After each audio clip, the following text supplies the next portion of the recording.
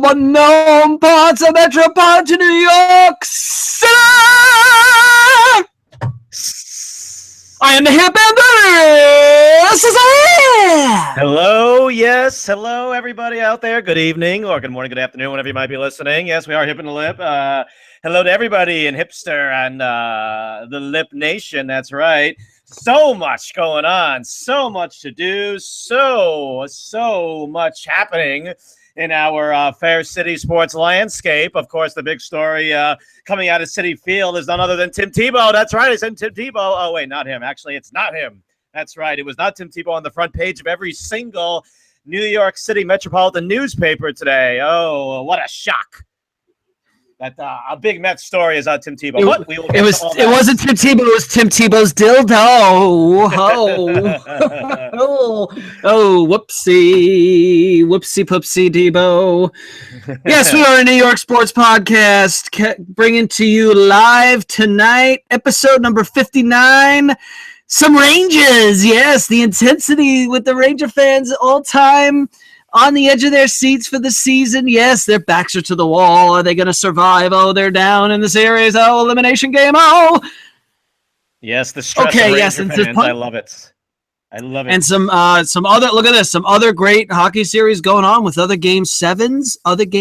Two game sevens on the way coming up already. So we'll get to that. Maybe a third game 7, depending on tomorrow night.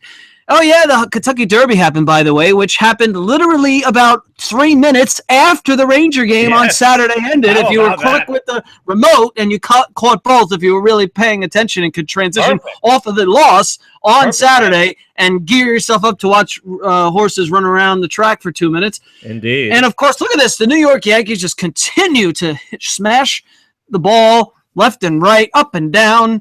Doesn't matter where. Oh, and they could play long games, too. 18 innings last night. Who would have thought they would have played 2 games of baseball on Sunday Night Baseball? Who stayed up till 2 o'clock in the morning to watch that, I ask you? Who? Well, not me. I actually New York 12th inning, no, and I was like, all right, I've had enough. Next. That's impressive. The New York Mets. 13th, I'm sorry. The New York Mets have just become the drama queens of New York City. It's really over the top ridiculous now. It's a race to see who's it's a bottomless pit of stories. It's pretty incredible. Yeah. Race to see who's the most dysfunctional franchise in our fair city. So many qualified candidates. Maybe the Mets assume the mantle for today. All right. Assume the mantle.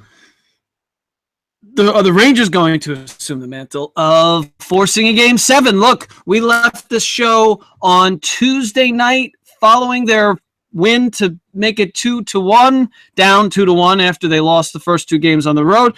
Then the Rangers come roaring back. They win 2 games at home, 4-1 apiece, games 3 and game 4 tonight. And then Saturday afternoon game, the Rangers got to pull that one out in Ottawa. That would have been a sweet victory, had the chance to come back to MSG and clinch it. No, they surrender a late lead, then go to overtime, and so now common theme for Rangers. Another late lead for the Rangers. Yes, it is. They can't hang on to some of these games that they really outplay the other team, and so now the Rangers have a home game tomorrow night, and they have a chance to even make it a third game 7 in the NHL playoffs for this of the conference round. So pretty exciting hockey games going on. So all right, well look, you had game 5, the game that game 4, the game that they won 4-1. I don't know how much you want to talk about that one. I mean, it was a 4-1 victory. Yeah, I don't think again, like game 3, you didn't feel worried or anything. Yeah. I mean, the Rangers absolutely just ran roughshod over Ottawa again, like they did in game 3. I mean, Ottawa was terrible in both of those games. And they had to resort to nonsense at the end of game 4, as we saw. And I'm gonna we're going to try and figure out why the Rangers have lost Game 5. And I wanted to get a little quip in about, since Donald Trump, our president, he's always in the news anyway, but I just had to get a little quip in. We're going to try and see if we can figure out why the Rangers lost Game 5, a task that I'm sure will prove to be significantly more difficult than figuring out that pesky Middle East conflict that our president recently said is not as difficult as made out to be over the years. So let's see if we can figure this one out. I had to get that in there. I'm sorry. So anyway, but one of the things that I said, if you remember, Tanner Glass. Remember I said after Game 3, I didn't agree with the decision to put him in the lineup. Remember I said that? He then plays Game 4. Yes. And everything after Game 4 was about, his presence in the lineup. Oh my God, the emotional, the impact that he made in the game. Energizing his team, energizing the crowd, his physicality. 2 assists, blah blah blah blah blah. His grittiness, he beats up Kyle Turris, and then crows about it, how he beats up Kyle Turris, who I think he had like a half a fight his whole entire hockey career. But everything was about Tanner Glass after Game 4, right? So Game 5 now. Alain Vigneault decides that he is going to stick with Tanner Glass. Now, I just want to say that Tanner Glass's impact in Game 4 was so overstated. It was, all the much ado about Tanner Glass and what he brought to the team and his impact on the game, it was so ridiculously overstated. I'm just sitting there watching this, and I'm saying, yeah, Tanner Glass played okay. He brings an element of physicality, but overall, he's still a net negative. You like net negative? Daniel Murphy, net negative? Tanner Glass is a legitimate net negative. His 2 assists were both fluky. One of them was off a block shot that resulted in a 2-on-0. Okay, good for you, Tanner Glass. That was a Crosby and a Gretzky type setup, right? And then the second assist was off of a good play, a forecheck. He creates a turnover, and then a terrible goal let in by Craig Anderson. I think it was Lindbergh who scored that one. Make it 3-0, whatever goal it was, whatever. It doesn't matter. But Tanner Glass had an okay game, had a nice game. Again, yes, energy, all that, that's fine. But the type of game that he plays in the playoffs, it can have a positive impact for the home team. When you're at home, getting your home fans involved. On the road, it doesn't mean anything. It means jack. So if Alain Vigneault had any kind of coaching, if his coaching acumen was to where you would think that a playoff Stanley Cup potential team and head coach should be, he would have sat Tanner Glass down for Game 5. He decides to keep him in the lineup. Ottawa then, and the one thing about Game 5, keeping Tanner Glass in the lineup, was that at least you could say, well, you know what? Ottawa decides to respond in kind, stupidly putting Chris Neil, of all guys, in the lineup. Chris Neil may be the most worthless hockey player on the planet right now, or of any team that's left in the playoffs. Yes, even worse than Tanner Glass. Chris Neil plays in the game, plays 2 minutes, does nothing positive, cost his team a power play by jumping Tanner Glass, and you can see that was the only reason he was even in Game 5, was to agitate and Tanner Glass, and I guess to jazz up the home crowd, and I guess they were jazzed, but his impact on the game was only negative. There was nothing positive about Chris Neil being in the game. So Tanner Glass being in the lineup, I guess that's the one positive, is that the Rangers then goaded Guy Boucher into making the ill-conceived decision to put in Chris Neil. But Tanner Glass stunk in Game 5. He was absolutely terrible. Is he the only reason the Rangers lost? No, of course not. But he was on the ice. He was a -3. Whatever stock you want to put into the plus-minus system, he was a -3. And he was on the ice for the game-tying goal where he got completely lost on the play. When it was 4-3 Rangers, Jimmy Vesey scores the really nice goal, the full effort, diving, backhand goal to make it 4-3. Review, was his glove in the net? Puck. It was the puck in the glove in the net. Oh, it was. Rangers take the lead. Trying to defend the lead in the last few minutes of the game. And Tanner Glass is out there. Why? I have no idea. Why Alain Vigneault has Tanner Glass out there, I have no clue. I'm not going to make a big deal about his stupid comment about, we didn't know that the goalie was pulled. I won't make a big deal about that because the play was so perfectly executed by Ottawa and their all-world defenseman, Erik Karlsson, who did a magnificent job of, once he had the puck at the blue line, he toes the blue line, he draws the Rangers. You can see the Rangers get drawn to him as he kind of, angles himself all the way to the near side. And then that opens up a huge gaping hole for Craig MacArthur to sneak through. And then a perfect pass from Carlson to MacArthur. Again, Tanner Glass in no man's land, has no idea where to defend on the play. MacArthur gets a shot at the net. Here comes Brassard, who had literally jumped off the bench 5 seconds before. Perfectly executed. It was lucky. Yes, he swats at it. He bounces off of him, pinballs off 17 different skates and arms. And, so ridiculous. And trickles into the net. That's hockey, though, sometimes. Yeah. Yep. Was it fluky? Yes. Was it lucky? Yes. But perfectly executed by Ottawa, and terrible decision for Tanner Glass to be on the ice, and terrible just positioning and just all-around play by Tanner Glass there. Again, not all his fault. I'm not picking on him. You just say he shouldn't be playing. He shouldn't be playing. Like, what? You're not saying in lieu of. Who would be playing for him? Put back in Buchnevich. Buchnevich played the first couple games of the series. Again, I understand putting him in for the home games. I get that. I understand the reasoning behind that. On the road, it makes no sense. He's still a net negative. He's still not a player that's going to produce anything for you. And he's not exactly a defensive stalwart out there.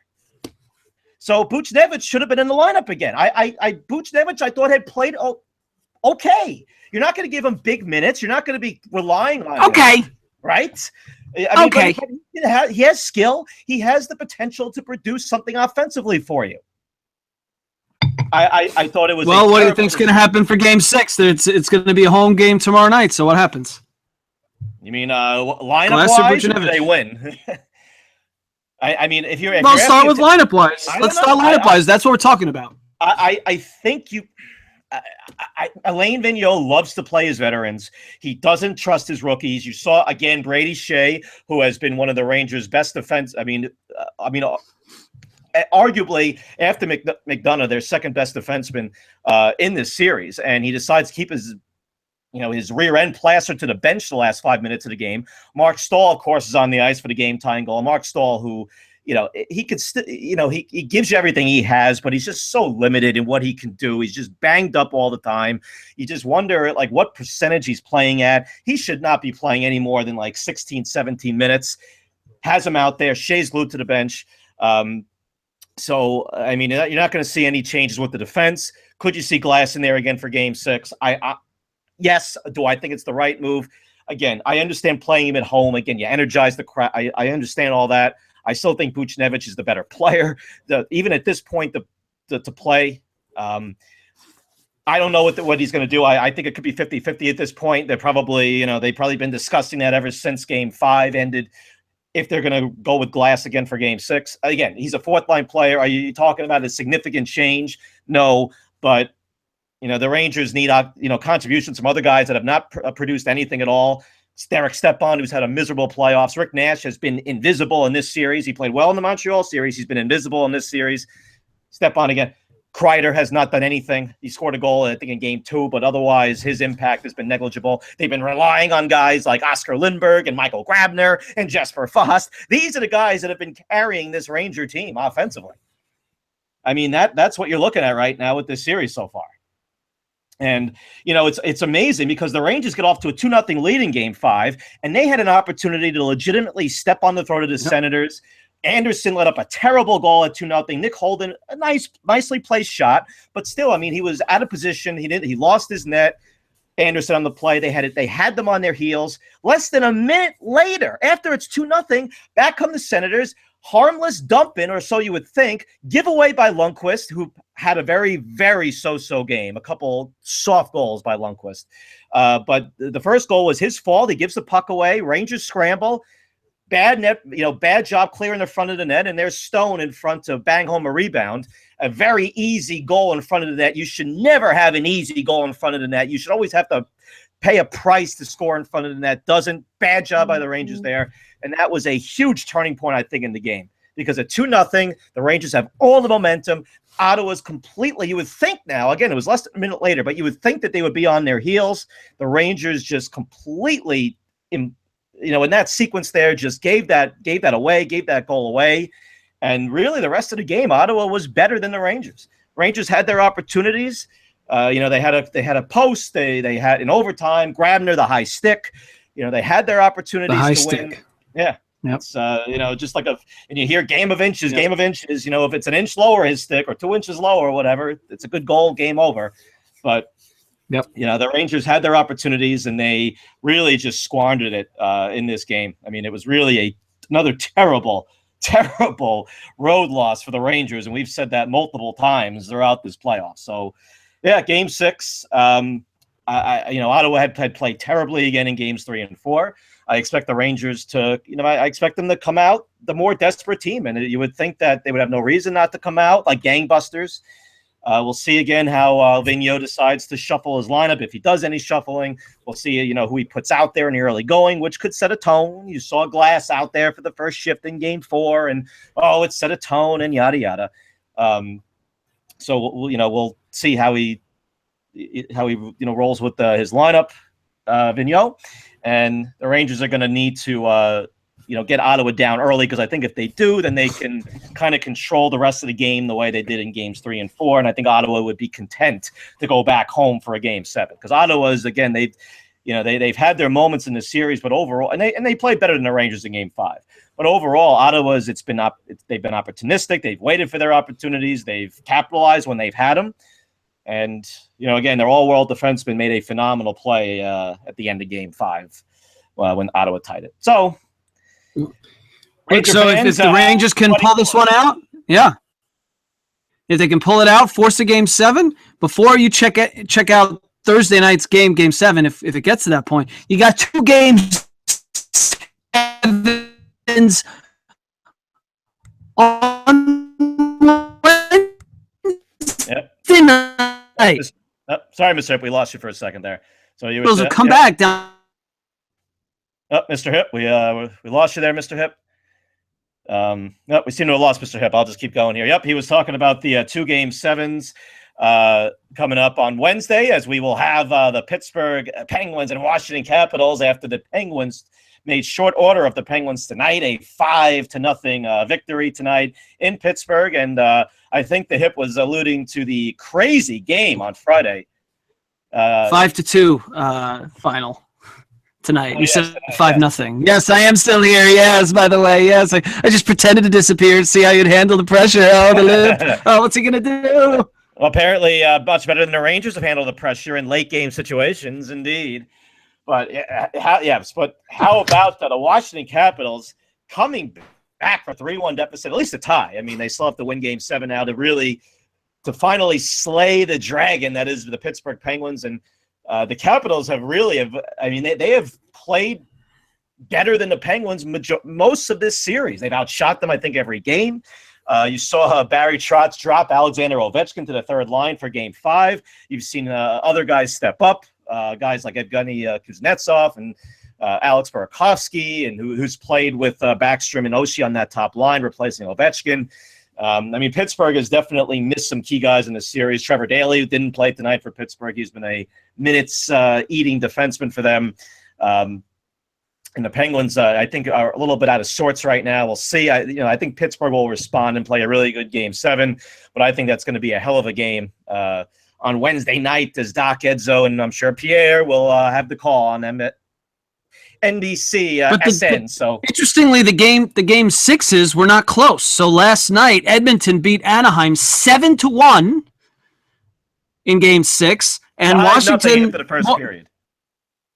And more impressively, Washington up 5-0. You said it was 5-0. It was 5-2, but Washington was up 5-0 in Pittsburgh. So Pittsburgh had a chance to close it out at home, failed to do so, so that now they're knotted up. And so some really great playoff hockey games coming up over the next few days. Could be the next 3 days if the Rangers can manage to pull it out tomorrow night. Rangers win tomorrow. It is. Will they? Did you see the Anaheim Edmonton game 5 on Friday night? Did you see any of that?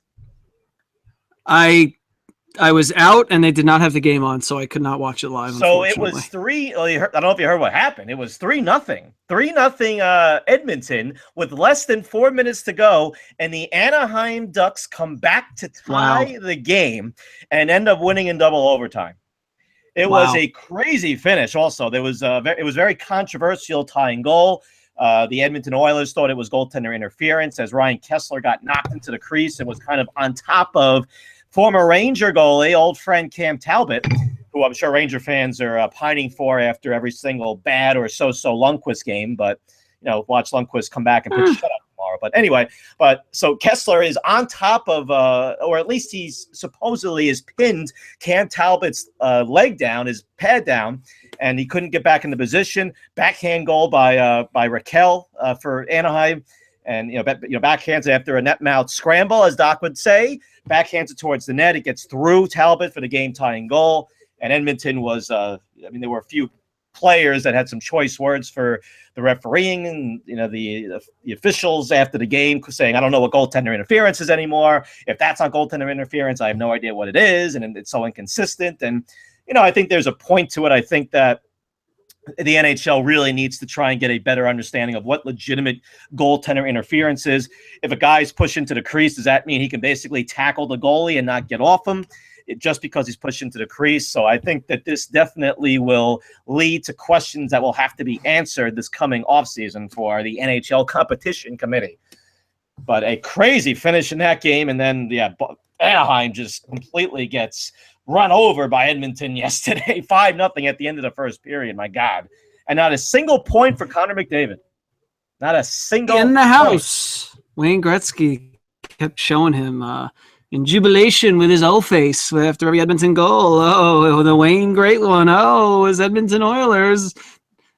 Yes, indeed. I think he was so excited that Leon Draisaitl tied his record for multiple 4-point games in a playoff season, tying it with him, Messier, Curry, and Glenn Anderson. Pretty good company there. Do you think they all know that they hold that record? I guess. They probably. Maybe it's Glenn like one Anderson, of those whatever. Like Glenn Anderson is, not exactly recognized the same way as, he's not seen the same light as Gretzky and Messier and Curry. But how about that? Pretty rarefied air right there for Mr. Draisaitl. And again, 7-0 or 7-1 final, but no points for Connor McDavid in a 7-goal outburst by the Oilers. So let's. I know that you want to get in a point or two about the Derby and the winner there. It was, it's the first race, the big first horse race of the year, a sloppy track. That was, it was pretty incredible with the weather updates that you were getting all day, and the coverage of this is, it's just so. The coverage like in the morning for this race. It's amazing for a race that lasts 2 minutes. You have all this coverage. And look, it's a tradition unlike any other. So you're saying it's not worthy of the Super Bowl style coverage? I guess the coverage for the Super Bowl starts like a month before. So you know what? I don't know what the ratings are. If people are going to tune in, then I can't deny that it's worth it. I guess. It just seems like a lot.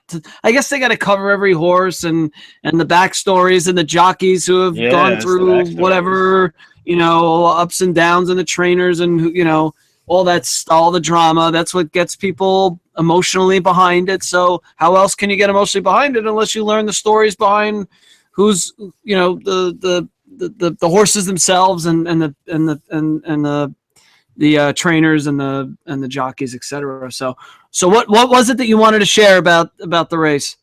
Well, this would have to be a hipster moment to Zenith. If it's not this, then what could it possibly be for all the hip and the lip fans in Hipsterville Nation? That's right, because two guys from Hipsterville, yes, Williamsburg itself, two guys from Williamsburg are owners of the horse that won the Kentucky Derby, Always Dreaming.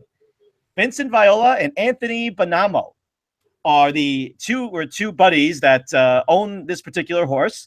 They are from Williamsburg. Vincent Viola is a billionaire who happens to own the Florida Panthers. Interestingly, he was also Donald Trump's initial pick for Secretary of the Army. Did not get that gig, but I'm sure is not too upset considering how the Trump administration is going so far. Anyway, yes, but the two guys from Hipsterville, owners of the horse, sired by Bodie Meister. They're from there, or they live there now, yes. Or both? I'm sure they still have some ties to the community, as there were some people at a Italian restaurant that is very, very close to your old haunt in Williamsburg, 147 Jackson. Yes, it's on Wither Street, like a quarter of a mile from your old stomping ground in Hipsterville. I think it's like Beaumonte's or something like that. I was reading. You gotta fix your mic. Take it out and put it back in. And I'll acknowledge what Bamontes is. It is the old. You said Bamontes, right? You could just nod in affirmation. Okay, so while the lip fixes his mic, Bamontes in Williamsburg. If you want a old school Italian style dinner in Williamsburg, it's all the servers are old men wearing like white tuxes and very. It's like right out of it hasn't been upgraded since the 70s with the decor and on the walls and the tablecloths and the style of food and the servers and the crowd. Definitely a good experience. So yes, Bamontes. Lip, let's hear you. Yes, and so there were some family members who were watching at that particular restaurant, family and friends. And the last thing I wanted to mention was that so I said that this horse was sired by Bodemeister. He was also grandsired by a horse by the name of Empire Maker. Now, for those that remember Empire Maker, he was a 3-year-old in 2003, won the Belmont, beat Funnyside, who was going for a Triple Crown, the New York gelding, that year. And Empire Maker is also the grandpappy of American Pharaoh. Of course, the now last horse to win a Triple Crown. So interesting angle there too. So we'll see if Always Dreaming can win the Preakness and give us a very, very hipster Belmont in about a month or so. Yes. All right. Next. Yeah. Yes, all right, Trees, as we get ready for the Preakness, so we could follow along all the lineages and the siring, as I'm sure you only wish for there to witness the generations of the horses come and produce offspring. So yes, who would have thought? Pretty good. Yeah. So okay. Yeah. So let's move on and let's cover some baseball. We got plenty to talk about here, I think. I mean, the Yankees just continue to rake. It's pretty remarkable. Look, Aaron Judge is not going to slow. I mean, he's going to slow down, but I don't think it's going to be like. I think he has established a pretty high baseline. Look, he's not going to hit a home run for every half of his fly balls because he has a 50% pretty much home run to fly ball rate. That's not sustainable.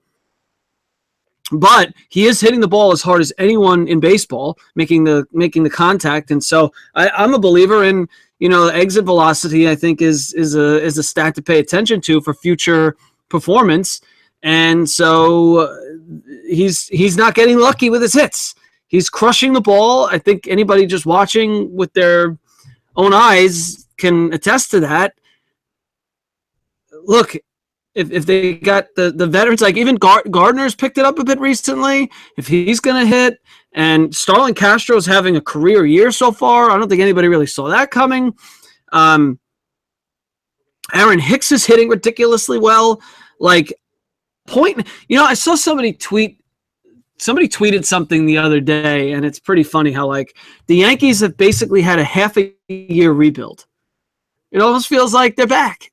I mean, it's a different team with a different makeup of players, obviously, but I mean, what are we talking about? What do Yankees in rebuild even exist anymore? I mean, you can't even call this a teams waiting years and years to turn it around. Meanwhile, the Yankees basically had a bad second half last year, and now they're at the top of their game. Are they going to keep it up? Probably not. We have questions about their pitching staff, but then that's what it is. Starting pitching. That's the biggest. You know what though? Their starting pitching rotations in baseball are bottoming out quickly. There's so many quality pitchers going down. So if you look around the league right now with starting rotations and healthy pitchers, there's not too many that boast. Just look at the other team in New York. Exactly. I mean, look, the Nationals have Scherzer and Strasburg. That is a pretty formidable 1-2 punch. The Red Sox have Chris Sale, who's pitching lights out. David Price is going to come back. They have a couple of guys pitching pretty well, but hard pressed to find too many like dominating rotations from the front to back end. I don't think they really exist now. So you know what? I think the Yankees may be in the middle of the pack with their starting rotation. Do they have with Severino is throwing really hard, and look, he impressed last night again. He pretty much kept the Yankees in the game and could have would have had a win, except for Chapman of all pitchers blowing it in the ninth. Yes, and incredibly, of all the other Yankee pitchers, he let up the most last night with 18 innings pitched. Anyway, here's what the question becomes. How far down does the pitching come? How far down does the hitting come? And what's the baseline? And is that keep them competitive and going all the way deep into the season, into the play as a potential playoff team? I mean, that's the questions. Yeah, we joke about taking the temperature of the teams, and like honestly, I would say once we get to June, if the Yankees are still, if they're still playing well, if we're still seeing what we've been seeing on a day in day out basis, there's no reason to think that the Yankees now are legitimate and that they are going to be right there contending in September. Yeah, I mean their lineup right now, I mean, they don't have Sanchez or Bird. We talk about the two guys that we expected to hit this year, Sanchez and Bird. They're not hitting. Bird is injured. He did nothing in the few games that he played. Bird, now he's injured again. Sanchez just came back, so he's going to need at least a little bit of time to kind of reacclimate himself. And is Judge going to come back down to earth? Yeah, he's going to slump. He's going to hit a cold streak, but I mean, I think you're seeing that Judge is for real, just the way he's seeing pitches. He's not striking out as much. He's putting the ball in the air, and when he does, like you said, it's going to go a long way. But you really have to give Brian Cashman credit. I mean, he took a lot of slack, a lot of flack for the team's just kind of middling performances over the last few years. It was we were all waiting for the axe to finally fall on Brian Cashman. And look at some of the guys that he's picked up that have played like just under the radar type, like Didi. He got off to a terrible start, Didi. Now he's hit the ground running, Didi, since he's come back from his injury. Aaron Hicks, who had a miserable year last year, and he lost his starting right fielding job, or his apparent starting right fielding job in spring training to Judge, after there was speculation whether or not Judge would even be here. But Hicks in his role has been terrific. As you said, Stalin Castro has been absolutely tremendous. He's been one of the best hitters in baseball this year. Again, another acquisition that was looked at as a decent pickup, but Castro was always an inconsistent guy, and the Cubs were just like, all right, well, we have all these prospects coming up, so he's expendable. But you give Cashman a lot of credit. Severino, like you said, he's pitched well. Pineda has pitched well so far for the most part. Sabathia, if he can give you a decent outing, every fifth day, halfway decent outing, you take that. Tanaka's kind of finding his groove. And the Yankees right now, I mean, their offense, I mean, you look at like where they rank right now, they're second in runs, third in home runs, second in OBP, and second in OPS in the major leagues. And I think their lineup is good enough to at least, to have us to somewhat sustain that. And again, we'll look at where the team is at after Memorial Day, beginning of June, when you get into the dog days. But I don't know. I'm skeptical that Starlin Castro, Aaron Hicks. Well, they're all going to eventually come back. They're going to keep it up. Sanchez will start hitting. Maybe by then, Bird will be back, and he'll kind of find himself. Maybe Ellsbury will get a hit or two. Yeah, who knows? Maybe. I guess Ellsbury's been okay so far, but could maybe be in danger of losing the everyday center fielder job if Hicks shows that he can play center field. Because I think if they have an opportunity to get Hicks in over Ellsbury as a switch hitter, I mean, maybe they do that. So we'll see how that plays itself out. Maybe they're buyers by the time we get to July. All right. So the big story. More interestingly, the New York Mets are in second place in the NL East after putting it in the books tonight in the bottom of the ninth. Yes, the New York Mets are in second place in the NL East at 15-16, and so you have to think that they're in second place, right? Sure, and that gauntlet of a division there with the Phillies and the Braves and the Marlins. Oh my God! The Nationals are 21-11, so there's that. It is a testament. The Mets have had a gazillion and one injuries, so it is a testament to them that they've actually been able to win a few games here. no Syndergaard, no Cespedes. But of course, the story all day since yesterday, it took over the front pages and the back pages and the talk shows and everywhere you looked. It was all Matt Harvey all the time because he pitched an amazing game yesterday. His scheduled start? No. Something else, something that we're so used to and accustomed to the point where you're just so sick of it and you're ready to just move on from the Matt Harvey era of the New York Mets.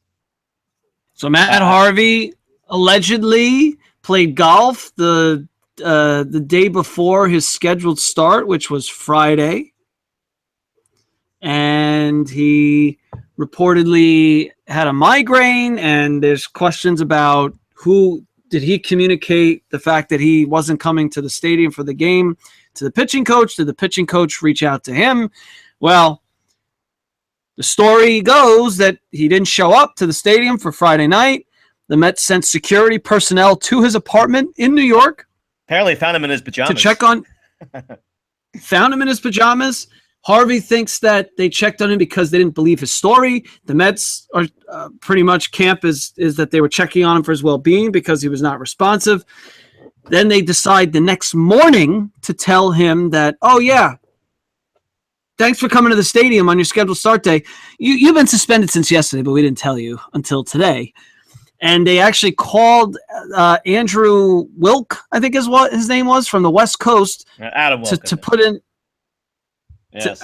To make a spot start on Friday night with, and he was just put in an impossible situation with no notice. Yeah. And of course, he doesn't last. He doesn't last 3 innings. Giancarlo Stanton. Yeah, just a couple home runs that haven't landed yet. Now, what was surrounding the inquiry though was the suspension related to the dildo incident, where a picture was put on the Mets Plawecki's locker, or was it Kevin Plawecki's locker space was in the background, and apparently a Mets player in a prank or somebody, maybe not a player, put a dildo in Kevin Plawecki's locker, and then I guess the person handling the Mets social media account either didn't happen to notice it. Oh yeah, there's a dildo in the picture, but it got pulled, and so there was speculation was Harvey behind that, and was that the reason for the suspension? Look, the word is that this is a culmination of things, which is not surprising that there would be a culmination of things with Harvey. We know he does have a bit of an ego. Look, a hard throwing right-hander in New York. Bit of an ego. They're susceptible to that. Look, they're susceptible to that. It's not an excuse for the behavior. The bottom line is it just adds. Look, it's Harvey. You had the Syndergaard story. It's just all really bad timing of a lot of things in a short period of time. Anything without him. They need him in the worst way. It just looks bad. And he is not focused on baseball right now. It's obvious. And like I said, he's a shell. We said this last week. He's a shell of his former self. And like I said, the Mets had to challenge him. Instead, he's gone the other way. It is unbelievable. Just when you look at, and I understand he's had the 2 surgeries. That's fine. But when you look at just the way his star ascended when he first burst onto the scene, and where he has fallen to, he's had a meteoric fall that is it's fallen into Citi Field and the Mets universe, and it's completely blown it up. And the Mets right now have no idea how to handle him. They don't know. They don't know what to do. They know that they need him, and they're going to beg him to try and rediscover himself, because if not, this team is going nowhere. No Syndergaard, no Mats, no Lugo. If Harvey's not there and pitching well, this Mets team's going nowhere.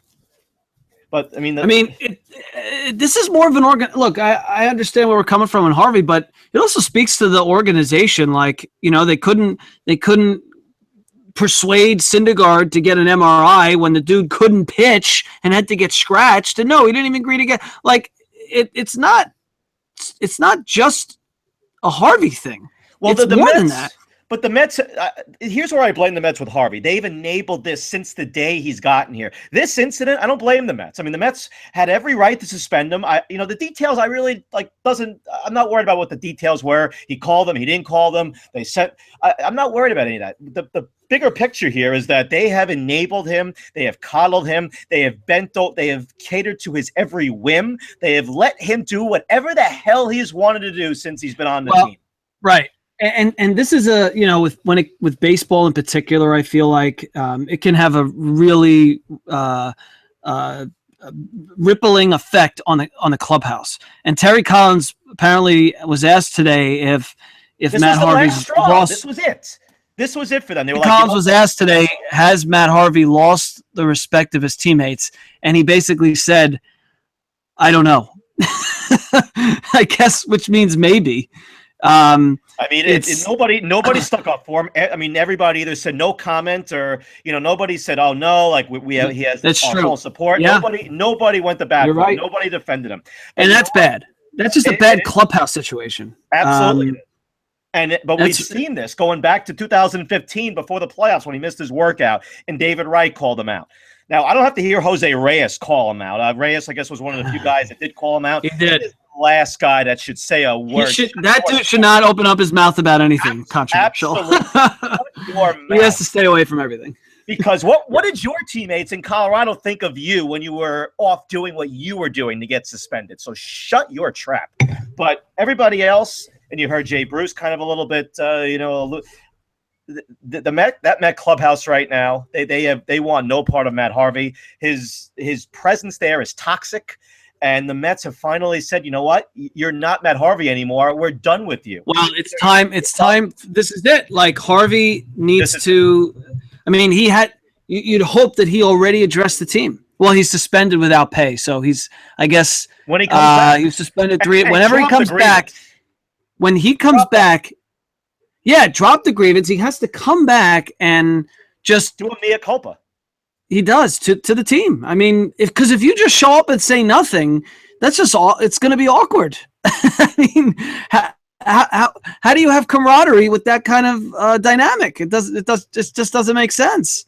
It's going to get even more isolated. He needs the team to rally behind him to get him amped up to continue to focus on pitching and pitching better.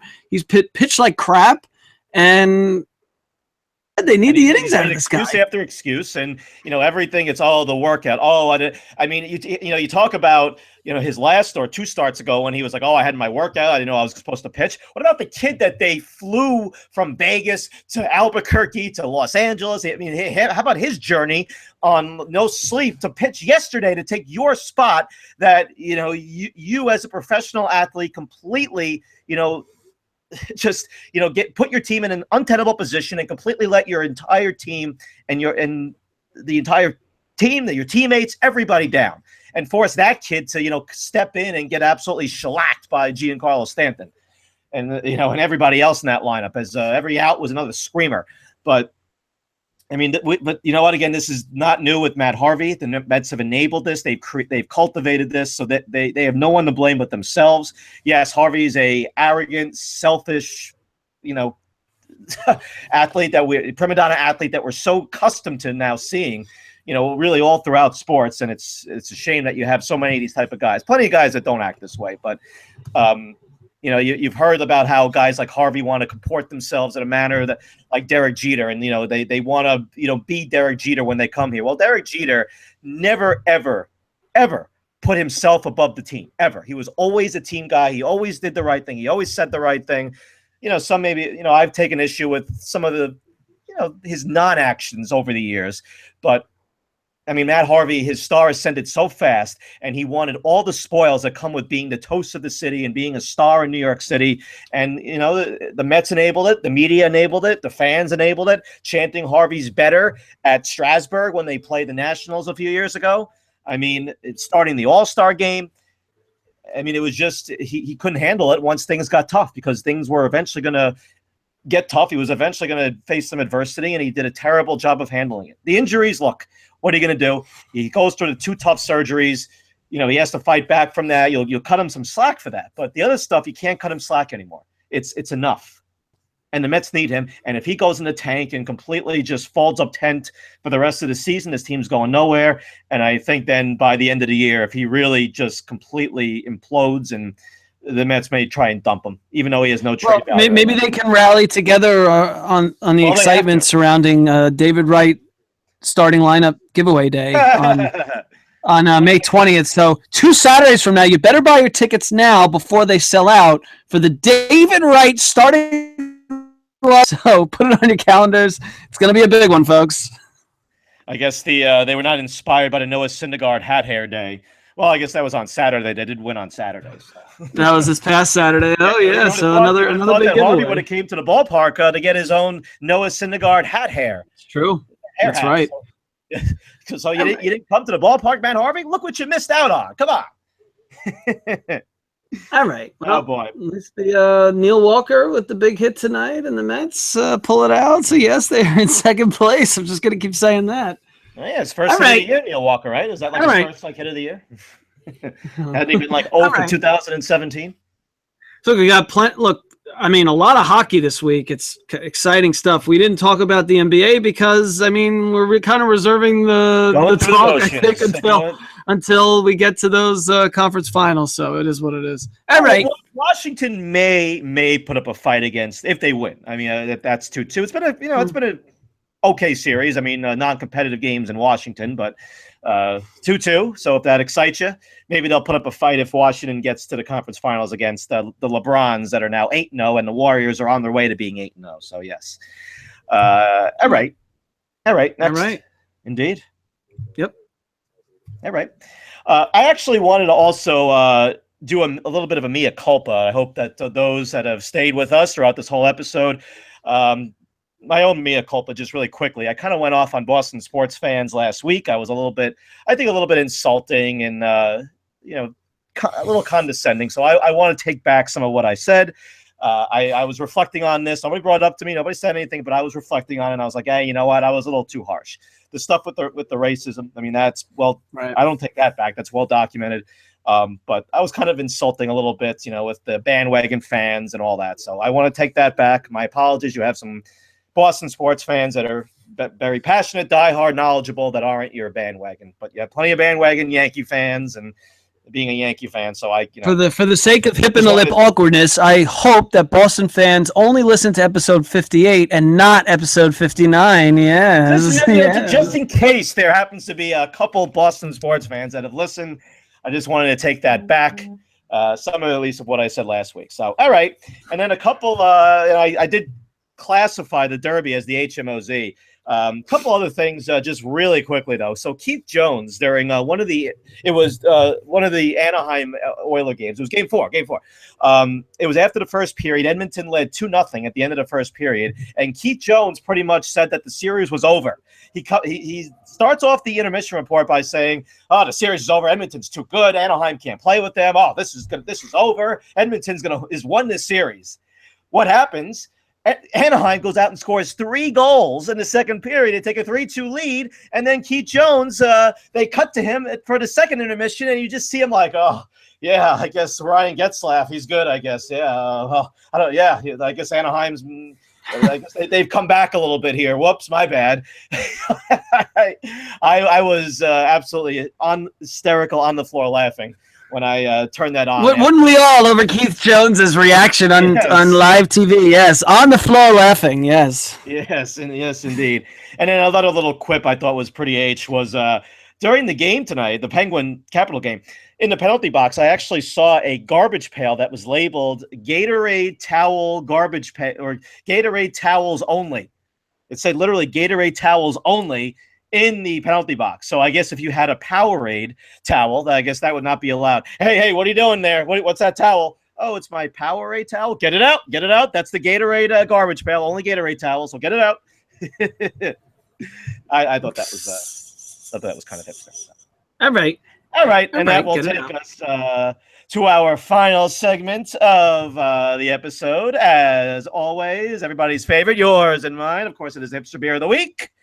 Yes, they keep on coming, and thank you for staying with us as we deliver the Hipster Beer of the Week. Take it away, Mr. Hip.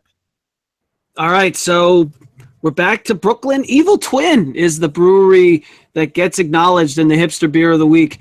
Evil Twin is they're I don't know. I was wondering about that today. I don't know if they've appeared before. They may have in a way back in an earlier episode, but I'm not sure. Right.